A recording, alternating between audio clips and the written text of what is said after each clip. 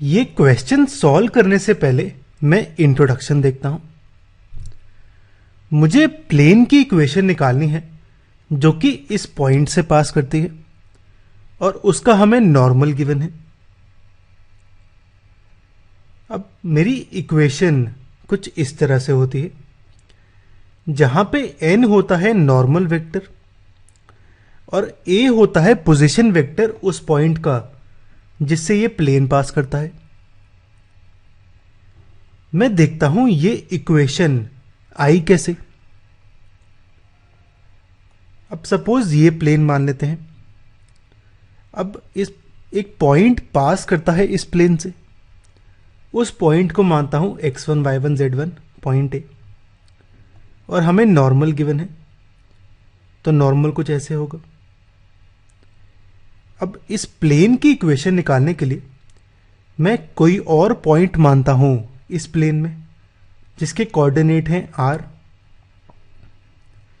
अब अगर a और p को ज्वाइन कर लूं तो AP मेरा होगा एक लाइन प्लेन में और n है नॉर्मल टू द प्लेन, तो AP और n मेरे परपेंडिकुलर होंगे, तो इन दोनों का डॉट जीरो होगा।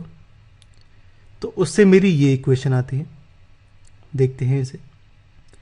AP परपेंडिकुलर है n से, और अगर दो वेक्टर्स परपेंडिकुलर हैं तो इनका डॉट प्रोडक्ट जीरो होता है, तो AP डॉट n जीरो आएगा। अब AP होगा मेरा, P की चीजें माइनस करूं A से, P का पोजीशन वेक्टर है R, पॉइंट A का पोजीशन वेक्टर है A, तो ये आएगा R minus A dot n equal to zero. तो हमारी इक्वेशन यहां से डिराइव होती है। हमें एक प्लेन की इक्वेशन निकालनी है जो कि इस पॉइंट से पास करता है और नॉर्मल ये है। अब प्लेन की इक्वेशन कुछ ऐसे होगी मेरी, जहां पे n है मेरा नॉर्मल वेक्टर और a है पोजीशन वेक्टर उस पॉइंट का जिससे ये प्लेन पास करता है। तो हमें a और n की वैल्यू निकालनी है। इस फॉर्मूले में पुट कर दूंगा तो वेक्टर इक्वेशन आ जाएगी। अब गिवन है कि प्लेन पास करता है इस पॉइंट से, तो यहां पे इस पॉइंट का हमें पोजीशन वेक्टर निकालना है। वो होगा 1i 0j माइनस 2k। तो a वेक्टर ये आ गया और हमें नॉर्मल गिवन है i प्लस j माइनस के, तो n वेक्टर ये आ गया। a और n की वैल्यू इस फॉर्मूले में पुट करता हूं, तो मेरी वेक्टर इक्वेशन ये आ जाएगी।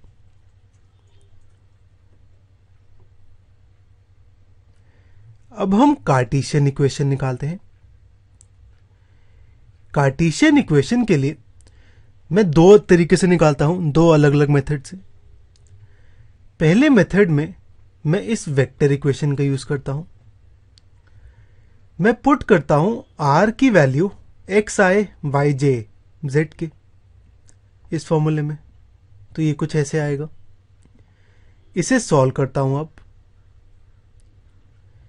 अब इन दोनों वेक्टर का डॉट हो रहा है, तो डॉट के टाइम पे आई कैप की चीजें मल्टीप्लाई होंगी, तो x माइनस 1 और 1 मल्टीप्लाई होगा, y माइनस 0 और 1, ऐसे ही z माइनस ऑफ माइनस 2 यानी z प्लस 2 और माइनस 1। इसे मैं सॉल्व करूं तो मेरी इक्वेशन कुछ ऐसे आती है। तो कार्टेशियन इक्वेशन मेरी ये आ गई। अब हम दूसरे मेथड से करते हैं। दूसरे मेथड में मैं फॉर्मूला यूज करता हूं। मेरा प्लेन पास करता है पॉइंट से और नॉर्मल वेक्टर गिवन है, तो इक्वेशन कुछ ऐसे होगी, जहां पे x1 y1 z1 है उस पॉइंट के कोऑर्डिनेट्स और a b c है डायरेक्शन रेशियोज नॉर्मल के।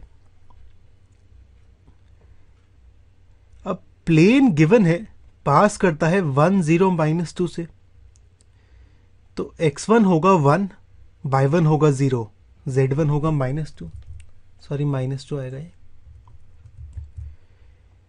और नॉर्मल गिवन है i प्लस j माइनस के, तो डायरेक्शन रेशियोज होंगे इसके जो i, j और k से मल्टीप्लाइड नंबर है, यानी 1 1 और -1। तो a की वैल्यू 1 आती है, b की 1, c की -1। ये वैल्यूज फॉर्मूले में पुट करूं तो मेरी इक्वेशन कुछ ऐसे आएगी। हमें एक प्लेन की इक्वेशन निकालनी है जो कि इस पॉइंट से पास करता है और नॉर्मल गिवन है हमें। सबसे पहले हम वेक्टर इक्वेशन निकालते हैं। हमारा फॉर्मूला कुछ ऐसे होगा, जहां पे n है नॉर्मल वेक्टर और a है पोजीशन वेक्टर उस पॉइंट का जिससे ये लाइन पास करती है। हमें गिवन है कि प्लेन पास करता है 1 4 6 से, तो इसका पोजीशन वेक्टर निकालना है हमें। इसका पोजीशन वेक्टर होगा 1i 4j 6 के, तो a वेक्टर की वैल्यू आ गई और हमें नॉर्मल गिवन है, तो n वेक्टर की वैल्यू आ गई। अब इस a और n की वैल्यू इस फॉर्मूले में पुट करता हूं, तो मेरी वेक्टर इक्वेशन कुछ ऐसे आती है।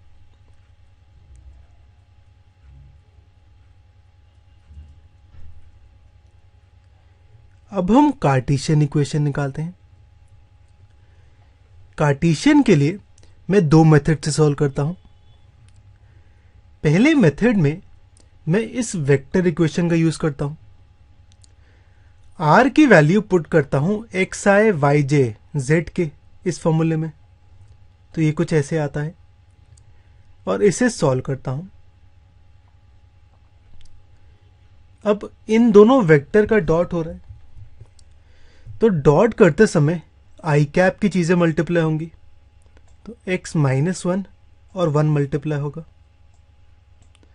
ऐसे ही y -4 और -2 और z -6 और 1। इसे सॉल्व करूं तो इक्वेशन कुछ ऐसे आती है। अब मैं सेकंड मेथड से सॉल्व करता हूं। इस मेथड में मैं फॉर्मूला यूज करता हूं।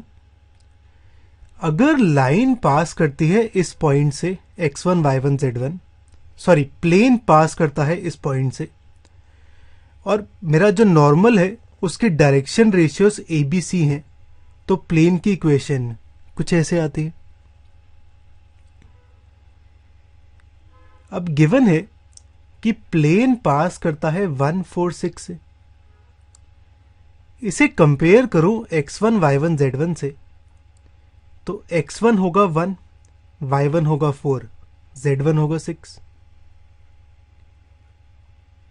और हमें नॉर्मल ये गिवन है। इसके डायरेक्शन रेशियोज होंगे जो i, j और k से मल्टीप्लाइड नंबर है। i से 1 मल्टीप्लाइड है, j से -2 और k से 1, तो डायरेक्शन रेशियोज आएंगे 1 -2 1, यानी ए बी सी की वैल्यू आ गई। ये पुट करूं फॉर्मूले में तो मेरी इक्वेशन कुछ ऐसे आती है।